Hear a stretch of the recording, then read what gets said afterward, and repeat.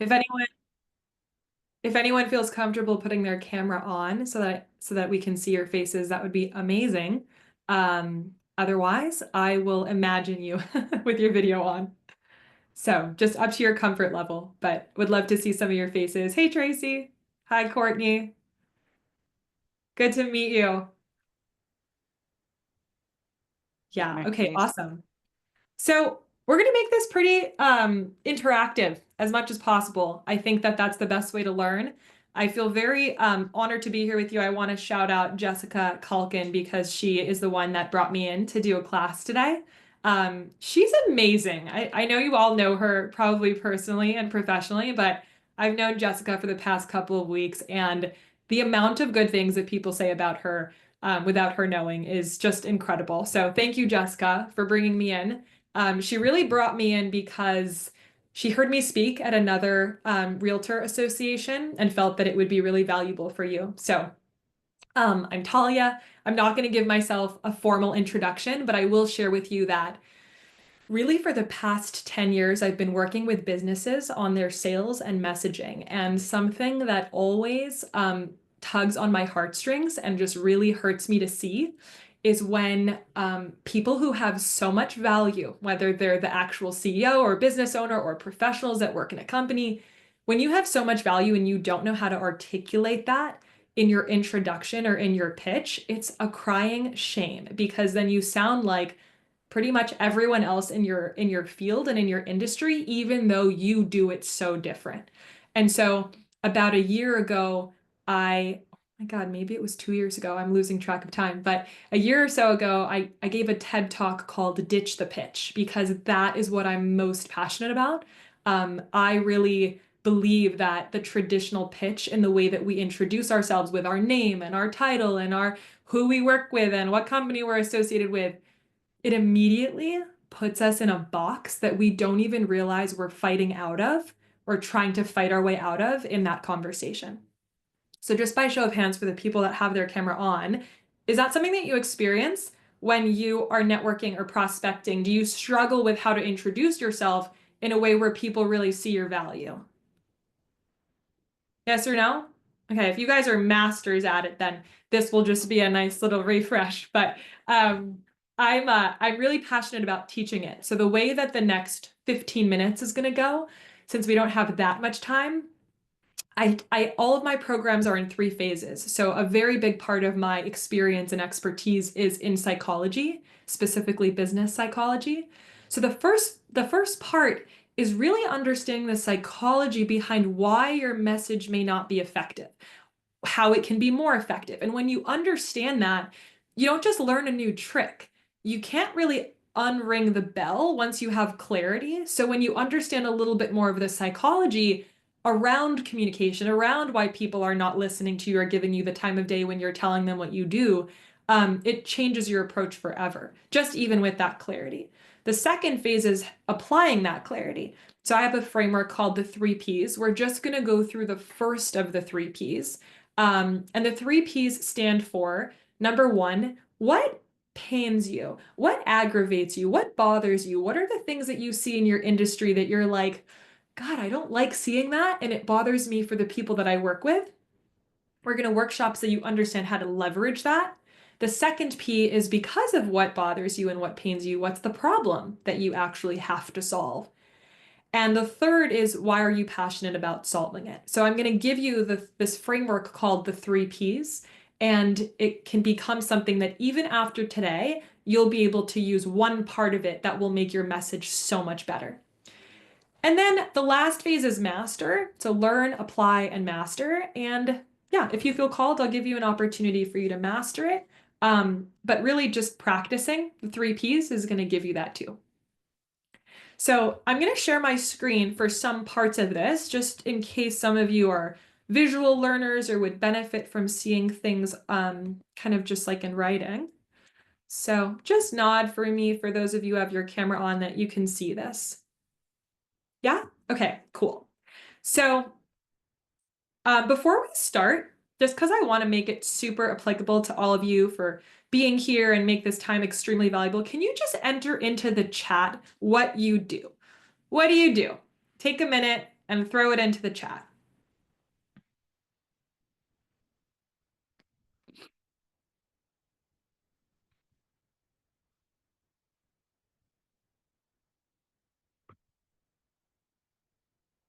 Okay. Title rep, realtor, office manager, broker, crypto blockchain, escrow rep. Okay, cool. So it would be pretty valuable if you could learn a better way, a more effective way to introduce that to people when you're networking and prospecting, right? Okay, so Jessica, you're gonna love this because Jessica went through like the longer version of it, of this training. And so I'm gonna give you a deeper part of that training because I want you to have the deepest insight that you possibly can. There's so many parts of the psychology, but this particular part is something that I call the boomerang effect. And so I'm gonna show you a really, really brief video on the boomerang effect, and then I'm gonna explain to you what it means. Okay. I'm gonna fast forward. MRI brains. Oops, what did I do there? Hold on, guys. Everyone was able to hear that, right? Briefly? Okay, hold on. On a macaque monkey, as the macaque monkey was trying to open up a nut. They wanted to see how the neurons would light Are you able to hear it? Yeah? Okay, cool. I'm gonna keep playing it. It's gonna be 2 minutes. up. So the monkey's trying to open up the nut, the neurons light up.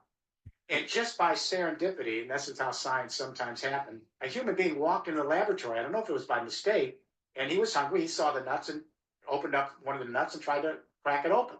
The macaque monkey was totally shocked because who was this invader in his laboratory? And he didn't move. He just gazed at this human trying to open up the nut, just like he had done a few seconds earlier. And then the scientist looked on the MRI brain scanner. The same exact neurons were lighting up when he observed the human being opening the nut as when the monkey opened the nut. And the scientists had not a clue as to what this was. They thought the MRI machine had broken. They then began to put MRI brain scanning machines on other primates, especially chimpanzees with our big neocortex. Then they went to humans. And what they found over and over again is something called mirror neurons. And that is that we are apparently soft-wired, some of the primates, all humans. We suspect elephants. We're not sure about dolphins and dogs. We've just begun.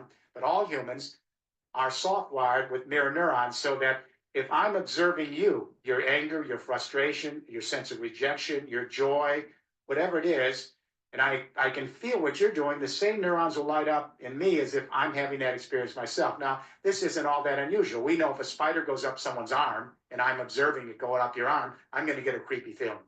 We take this for granted, but we are actually soft-wired to actually experience another's plight as if we were experiencing ourselves. But mirror neurons are just the beginning of a whole range.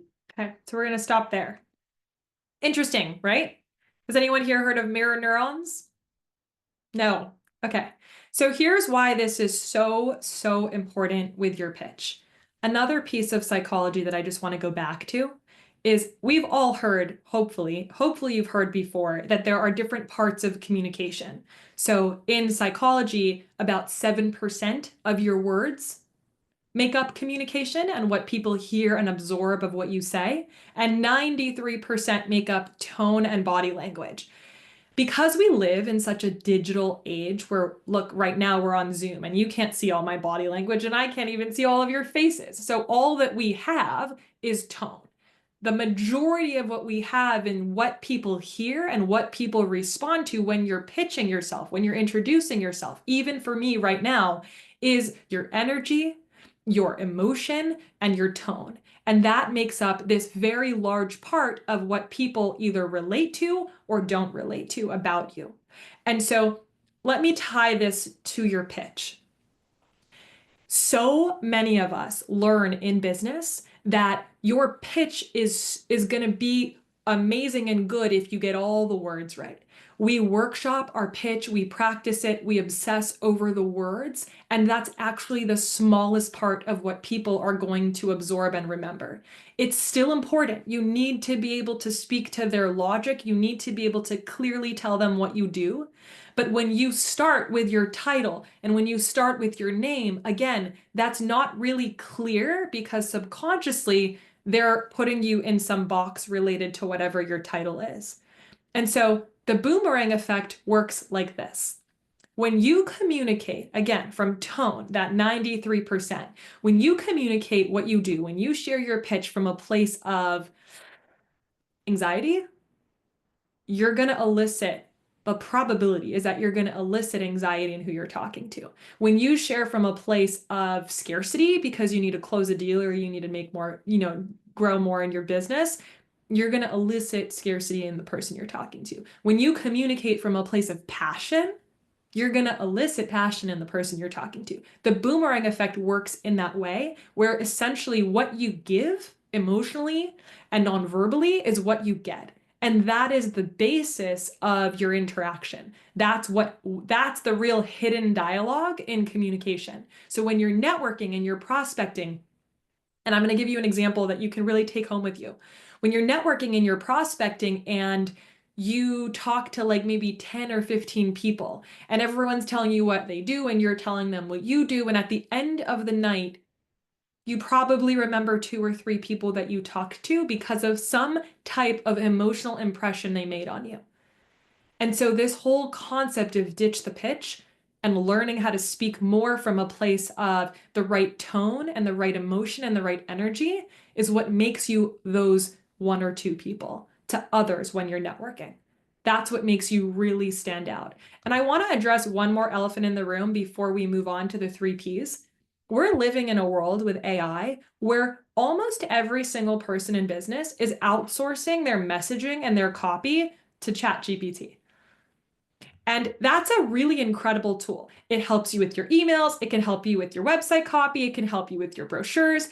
But if you're in professional services, you still have to know how to build a relationship live, offline, in person, in some way. And so the superpower that people are going to have is your level of emotional intelligence, because most people who outsource all of their communication to AI in the coming years, they're going to lose a little bit of that. They're going to lose a lot of that. And when you're the professional that knows how to introduce yourself, knows how to build rapport, knows how to build a relationship from that place of conversational intelligence, where you know how to drive a powerful conversation, and you have that EQ, you're going to stand out so much more than everyone else. So I really believe that ditching the traditional pitch is really the only way that you're going to learn how to do that.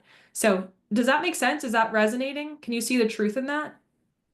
Okay, so let's go to the 3 Ps, because I want to bridge the boomerang effect together and give you a slightly new way to introduce yourself. So here are the 3 Ps. The first P is what pains you. And I specifically use a triggering word because I want you to actually feel into the emotion of it, of also what pisses you off in your industry. Because the emotion of anger and passion are actually on the same spectrum. And so when you're connected to, this is the thing that agitates me, this is the thing that aggravates me, it pisses me off, it makes me angry for my clients, you actually are more alive in your passion when you're speaking from that place. Now, you don't speak against other people. That's not the right messaging or the right approach, but you do want to feel emotionally connected to what are the things that make you feel something, and how do you bring that into your message? So the first P is all about emotion, because again, that's the 93%, and that's the thing that's going to make people's ears perk up when you speak. It's speaking from the first P, which is you're connected to the emotion behind what you do. The second P is the problem that you solve. Most people with their pitch actually talk about the solution. So when you say, hi, I'll give you an example. Hi, I'm Talia. I'm a real estate agent and I help, people in their 30s close on their first home. That's a solution. That's something that you help them create. That's not a problem that you solve. And so for the sake of time, we typically need a lot more time to get into the problem that you solve and the problem you solve for the people that you want to work with. But I want to give you that as a frame of reference because you need to be able to talk about the problem that you solve. The pain, the thing that bothers you or the thing that you see as other people's pain points too, that's really the pitch. But the problem that you solve is what bridges emotion and logic. And now your passion is what makes it personal. It's why you versus anyone else. And when you have that level of conviction too, this all 3 in an introduction is a mic drop. It really is. It moves people to ask you questions. It moves people to start conversations with you. It moves people to do business with you.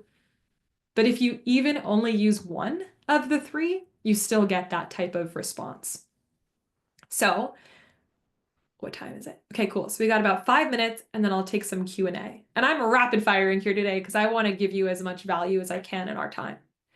So for the first one, what I want all of you to do for a moment is I want you to really feel into what is it that pains you for your clients?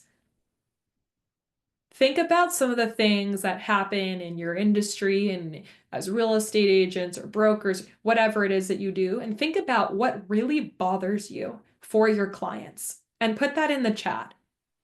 What are the things that, again, tug on your heartstrings, make you agitated, aggravate you?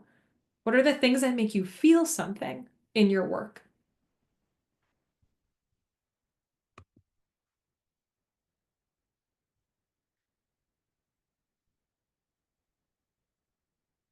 And when you have that clarity, type it into the chat.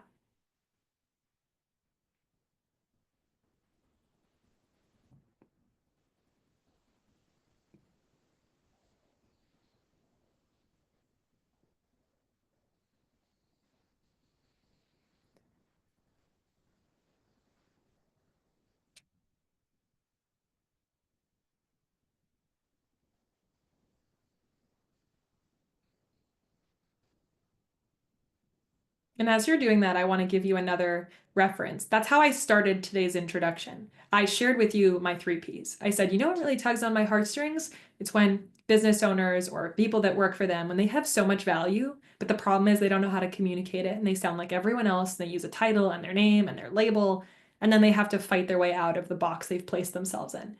So I'm passionate about helping people ditch the traditional pitch. Did you hear how natural that was? That's what I want all of you to be able to do in your own way. So I'm going to read, as all of you are typing that into the chat, I'm going to read some of the answers in here. So here's what pains Cindy. They feel the goal of home ownership is overwhelming and out of reach for them. It's unattainable, it's unaffordable, and they remain stuck. Working with dishonest agents or agents lacking in professionalism on the other side of a transaction. Sad-faced. I agree, Trina. What pains me is when I'm speaking with someone who does not allow themselves to share what they really want. That's a good one too. Let's see. I feel like we're undervalued, and what makes me feel good is making someone feel happy and having their trust.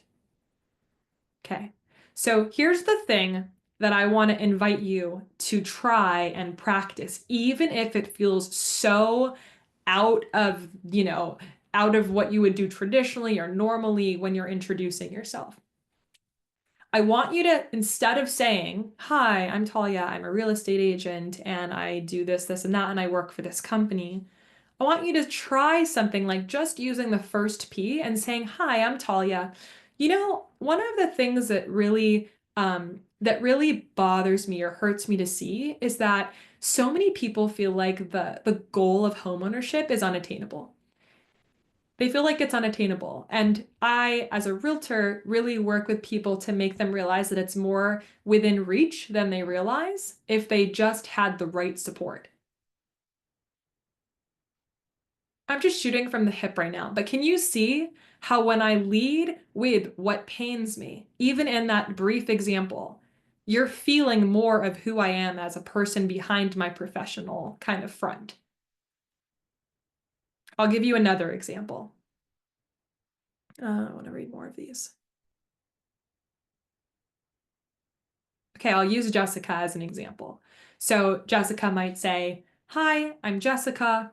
Something that really, really bothers me is when I see that my clients, my real estate agents work so hard to get a property into escrow, but then things drop because it's not handled with the same level of care as they would necessarily put into it.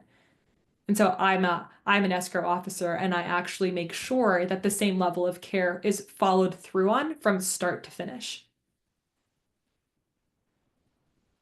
It's certainly not a traditional message, but can you hear how it's far more emotionally resonant? Okay. And I want to give you one more thing because we're not going to have time in this meeting to go through the words and making all of these three connect because the words are important, but the energy and the tone matters so much more. I want you to just play around with just sharing the first P and seeing if it becomes a conversation starter. Even if someone comes up to you and they're like, I really resonated with what you said about that pain point, but I don't really get what you do. That still is somebody asking you and putting a spotlight on you to give them the fuller answer in a private conversation. Sharing what pains you, sharing that pain point for your clients really, really, it really makes people pay attention to you because you sound so much more, you are more emotionally connected than other people with their regular pitches. So we're not going to have time to go through all three of these, but I wanted to equip you with a little bit of psychology that would help you understand why the three Ps is such a better framework to use for your introduction. And I wanted to spend a little bit of time with the first one because in the time that we have right now, that's the one that you're really going to be able to kind of take home and use. And so since we have a couple of minutes, like 5 minutes, I'll open up this space for anyone to ask some questions or to volunteer themselves to kind of go through their three Ps. But that is the basis of how to introduce yourself in a way where you don't put yourself in a box and you actually shine in the things that people are paying most attention to, which is that 93% of your emotion and your tone and that energy that you're bringing behind what you're saying. And the boomerang effect makes it as such that when you're sharing from that emotion, you'll be met with it more likely, more often than not. So anyone have any questions? Anyone want to take advantage of a couple of minutes together to either workshop theirs or to share anything that they want to learn more about?